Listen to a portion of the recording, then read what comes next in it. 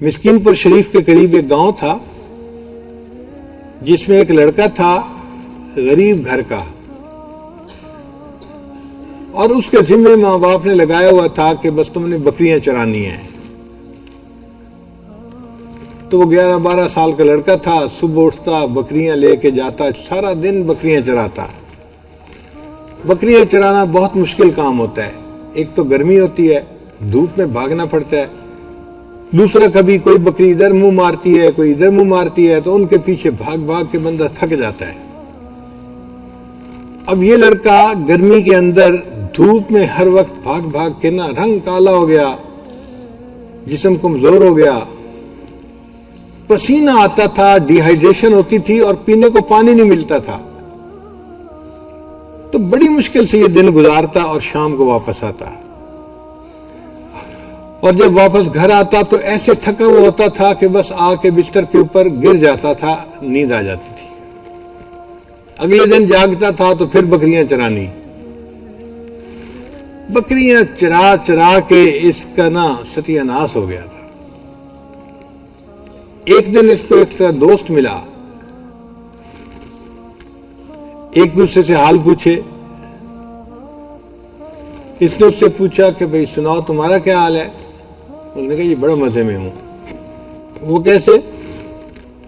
کہ میرے والدین نے تو مجھے ایک مدرسے میں حفظ کے لیے داخل کروا دیا ہے، اور مسکین پور شریف کے مدرسے میں تو بجلی کے پنکھے لگے ہوئے ہیں، سارا دن گرمی کا ہم بجلی کے پنکھے کے نیچے بیٹھتے ہیں، اور جب پینے کا وقت ہوتا ہے تو ٹھنڈے پانی کا کولر لگا ہوا ہے، برف والا پانی پیتے ہیں، اور 3 وقت کھانا مل جاتا ہے، تو ہم تو میاں بہت مزے کی زندگی گزار رہے ہیں۔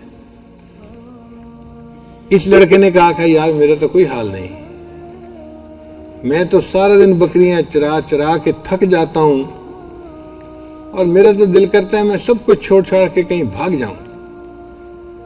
اس نے کہا کہ تم بھاگتے کیوں؟ میرے ساتھ آ کے مدرسے میں داخلہ لے لو۔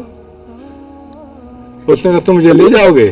اس نے کہا میں لے جاؤں گا اور اپنے استاد صاحب کو کہوں گا آپ کو داخلہ دے دیں۔ لو جی، اگلے دن یہ لڑکا اپنے ماں باپ سے بھاگ کے دوست کے ساتھ مدرسے پہنچ گیا۔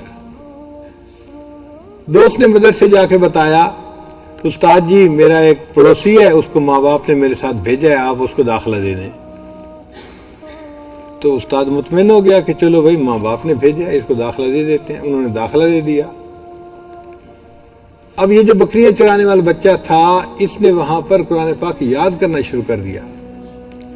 اللہ کی شان دیکھیں کہ اتنا یہ ذہین تھا، اس کو خود بھی پتہ نہیں تھا کہ میں اتنا ذہین ہوں، اتنا اچھا سبق یاد کرتا، اس کی کوئی غلطی نہیں آتی تھی، اور پھر اس کی تجوید اتنی اچھی تھی کہ یہ پڑھتا تھا تو بس کوئل جیسی آواز اللہ نے اس کو دی ہوئی تھی۔ یہ پڑھتا تھا تو بس ساری کلاس کے لڑکے اس کا قرآن سنتے رہتے تھے، یہ کتنا اچھا پڑھتا ہے۔ اب جب امتحان ہوتا اس کے 100 میں سے 101، 100 میں سے 101 نمبر۔ ایک مرتبہ ہم وہیں مسکین پور شریف میں تھے، امتحان ہوا تو لسٹ لگی تو اس کے 101 نمبر تھے 100 میں سے۔ میں نے قاری صاحب کو کہا کہ قاری صاحب ہم لوگ بھی یونیورسٹی میں پڑھ کے انجینئر تو بنے ہیں، لیکن لگتا ہے کہ ہمیں آپ سے گنتی نئے سر سے پھر سیکھنی پڑے گی۔ کہنے لگے وہ کیوں؟ میں نے کہا 100 میں سے 101 نمبر کیسے آ جاتے ہیں بھائی، کل نمبر تو 100 ہیں، تو 101 نمبر کہاں سے آ گئے؟ انہوں نے کہا بھائی 100 میں سے 100 نمبر تو یہ لیتا ہے، اور اتنا اچھا یہ پڑھتا ہے کہ اس کو اعزازی طور پہ ہم 1 نمبر اپنے پاس سے دے دیتے ہیں، اس لیے 100 میں سے 101 نمبر اس کے ہوتے ہیں۔ اور واقعی ایک دن ہم نے اس کو دیکھا اپنی آنکھوں سے، عصر کے بعد بچے پڑھ رہے تھے اور میں اپنے کمرے میں بیٹھا مراقبہ کر رہا تھا، اچانک سورہ یوسف پڑھنے کی آواز آئی۔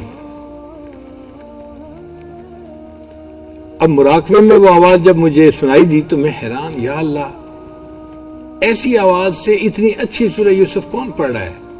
تو میرے لیے مراقبے میں بیٹھنا مشکل ہو گیا، میری توجہ بار بار ذکر سے ہٹ کے قرآن کی طرف جائے، وہ جو پڑھ رہا تھا۔ 5-4 منٹ تو میں نے کوشش کی، پھر میں نے کہا کہ بھئی اس مراقبے کا کیا فائدہ۔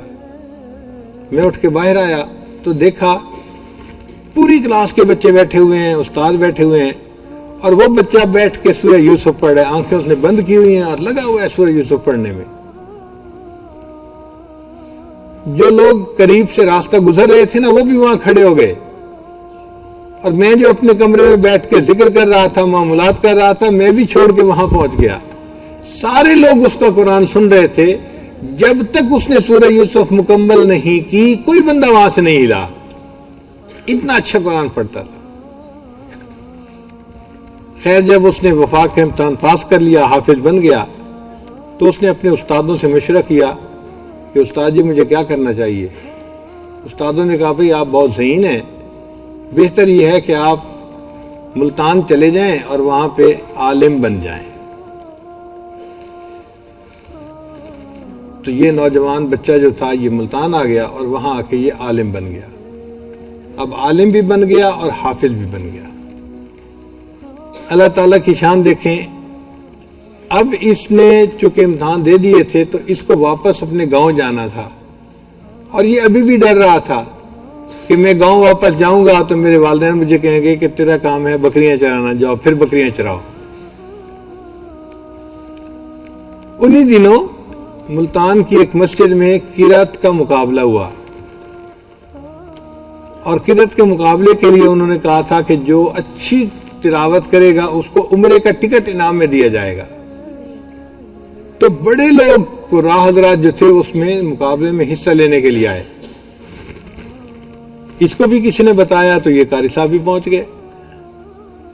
اللہ کی شان دیکھیں کہ مسجد کمیٹی والوں نے ایک عربی شیخ کو بلایا ہوا تھا، وہ بھی کسی مقصد سے اسلام آباد میں اس سے ملاقات ہوئی تھی، کوئی عرب کے رہنے والے تھے۔ ان کو انہوں نے قاضی بنا دیا، جج بنا دیا کہ جی یہ فیصلہ کریں گے کہ سب سے اچھی قرات کس نے کی۔ سب قرآن پاک پڑھا۔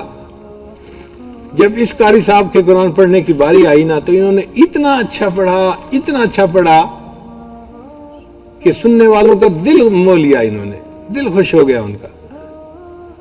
سننے کے بعد ہر بندہ کہتا تھا کہ جی سب سے اچھا قرآن پاک انہوں نے پڑھا ہے۔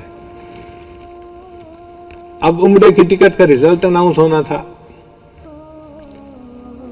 تو وہ جو عربی شیخ تھے وہ سٹیج پہ آئے اور انہوں نے کہا کہ بھئی میری ذمہ داری تھی کہ میں اناؤنس کروں کہ کون فرسٹ آیا ہے۔ تو انہوں نے اس بچے کا نام لیا کہ انہوں نے سب سے بہتر قرآن پاک پڑھا ہے، اور اس کو ایک انعام دیا جائے گا مسجد کمیٹی کی طرف سے، وہ عمرے کا ٹکٹ ہے، اور ایک انعام دیا جائے گا میری طرف سے کہ میں اس کا قرآن سن کے جو خوش ہوا ہوں۔ اس کو 2 انعام ملیں گے۔ اب مجمع حیران۔ تو پہلے تو اس عربی شیخ نے ٹکٹ ان کو پکڑائی، یہ جی عمرے کی ٹکٹ ہے، یہ آپ کو انعام مل گیا۔ اب مجمع حیران ہے کہ اس کو دوسرا انعام کون سا ملتا ہے۔ تو عربی شیخ نے اعلان کیا کہ دوسرا انعام جو میں اس بچے کو دینا چاہتا ہوں وہ یہ ہے کہ میں مکہ مکرمہ کا رہنے والا ہوں، میری ایک بیٹی ہے جو جوان العمر ہے، اور اس نے مجھے اجازت دے کے بھیجا تھا، میں اپنی اس بچی کو اس نوجوان کے نکاح میں دینا چاہتا ہوں۔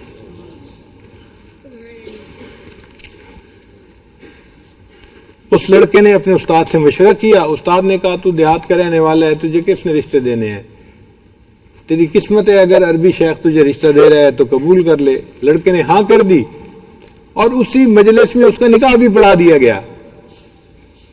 اللہ کی شان دیکھیں کہ جب نکاح ہو گیا تو دوسرے دن عربی شیخ نے کہا بھئی اب آپ کا نکاح میری بیٹی سے ہو چکا ہے، اب آپ میرے ساتھ سعودی ایمبیسی چلیں۔ وہ اس کو لے کے اسلام آباد چلا گیا۔ جو سعودی ایمبیسڈر تھا نا وہ اس عربی شیخ کا دوست تھا۔ اس نے بتایا کہ جی میں نے اپنی بیٹی اس کے نکاح میں دی ہے اور اس کا اقامہ بننا ہے، فلاں بننا ہے، اور اس نے کہا جی کہ میں اس کو 5 سال کا ویزا لگا کے دے دیتا ہوں، آپ اس کو اپنے ساتھ ہی عرب لے جائیں اور وہیں پہ پھر اس کا اقامہ بھی بنوا دیں۔ اللہ کی شان دیکھیں کہ وہ عربی شیخ جو تھا اس نے اس نوجوان کا ویزا لگوایا، پھر اس کی ٹکٹ بنوائی اور اپنے ساتھ اس کو لے کر مکہ مکرمہ چلا گیا۔ وہ لڑکا جو دھوپ کے اندر بکریاں چراتا تھا اور پسینے میں رہتا تھا، آج قرآن مجید کی برکت سے اس کا گھر مکہ مکرمہ میں بنا، شادی ہوئی، وہاں کے ایئر کنڈیشن گھروں میں وہ رہنے لگ گیا، اور وہ بچہ قرآن پاک پڑھتا تھا جب وہ روزانہ رات کو طواف کیا کرتا تھا بیت اللہ کا، کہاں بکریوں کے پیچھے بھاگتا تھا اور کہاں بیت اللہ کا طواف کرتے ہوئے اسے قرآن پاک پڑھنے کی سعادت مل رہی ہے۔ یہ ہوتا ہے پرجوش طالب علم کہ شوق ہوتا ہے اور وہ بندہ جو کام کرنا چاہتا ہے اس کو کر گزرتا ہے۔